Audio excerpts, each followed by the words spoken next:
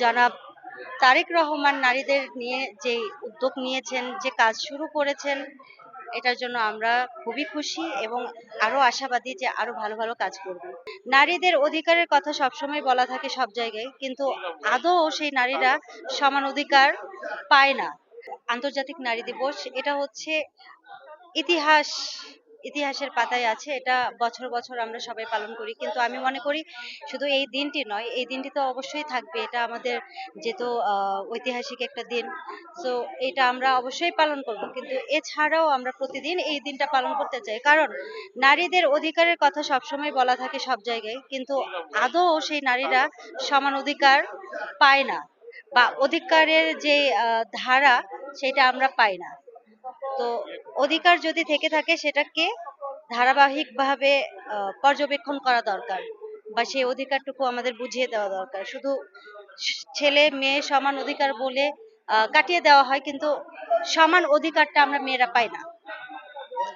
তো সেই জায়গা থেকে আমি মনে করি যে কাজ আমাদের যেগুলো নারীদের নিয়ে কর্মসূচিগুলো আছে, যারা আমরা জীবনে সফলতা অর্জন করেছি বা এগিয়ে গিয়েছি, তারা তো আমাদের আইডল। অনেক যেমন আমাদের দেশনেত্রী বেগম খালেদা জিয়া, উনি আমাদের আইডল। উনাকে দেখে আমরা অনেক কিছু শিখতে পারি। ওনাকে দেখে আমরা নিজেদেরকেও ওইরকম একটা উদ্যোক্তা নারী হিসেবে, নিজেদেরকে পরিচিত হিসেবে আহ আখ্যায়িত করতে চাই বা সামনে নিয়ে আসতে চাই। তো সেই জায়গা থেকে আমি মনে করি যারা ঘরে বসে আছে, তিনারাও যেন ঘরে না বসে থাকে।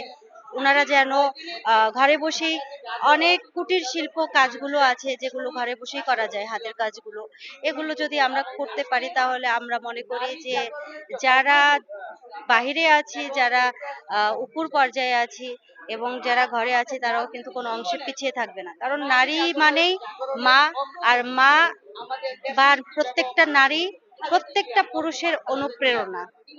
তো সেই জায়গা থেকে নারীদের প্রতি সমান শ্রদ্ধাবোধ থাকবে, সবাই আমরা নারীদেরকে সম্মান দিব।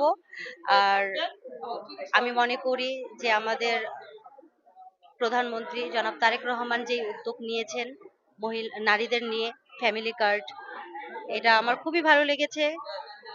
ইতিপূর্বেও শহীদ প্রেসিডেন্ট জিয়াউর রহমান নারীদের নিয়ে কাজ করেছিলেন, আমাদের দেশনেত্রী বেগম খালেদা জিয়া নারীদের নিয়ে কাজ করেছিলেন। এই উনাদের ধারাবাহিকতায় এখন জনাব তারেক রহমান নারীদের নিয়ে যে উদ্যোগ নিয়েছেন, যে কাজ শুরু করেছেন, এটার জন্য আমরা খুবই খুশি এবং আরো আশাবাদী যে আরো ভালো ভালো কাজ করবেন।